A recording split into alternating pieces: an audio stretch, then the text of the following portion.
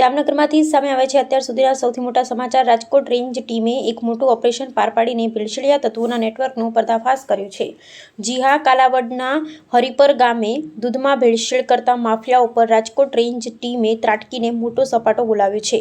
DIG Nirlipt રાયની ખાસ સૂચના બાદ હ્યુમન સોર્સ અને ટેકનિકલ એનાલિસિસના આધારે આ સમગ્ર દરોડા પાડવામાં આવ્યા છે। એક સાથે 6 જેટલા દૂધના ધંધાર્થીઓના ઘર અને ડેરીઓ પર રેડ કરવામાં આવી, જ્યાં સ્થળ પર જ નકલી અને શંકાસ્પદ દૂધ બનાવવાની કાળી રમત ચાલી રહી હતી।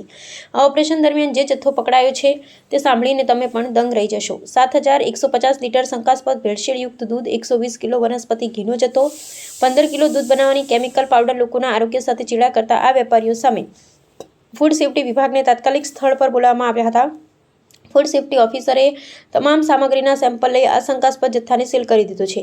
એટલું જ નહીં, માનવ સ્વાસ્થ્યને નુકસાન ન પહોંચે તે રીતે આ સમગ્ર જથ્થાને સુરક્ષિત જગ્યાએ નાશ કરી દેવામાં આવ્યો છે। રાજકોટ રેન્જની આ કડક કાર્યવાહીથી ભેળસેળિયા વેપારીઓમાં ભારે ફફડાટ વ્યાપી ગયો છે। ફૂડ સેફ્ટી વિભાગ દ્વારા તમામ આરોપીઓ સામે કાયદેસરની કડક કાર્યવાહી હાથ ધરવામાં આવી છે। અહેવાલ ફારૂક બિલખિયા, અમરેલી।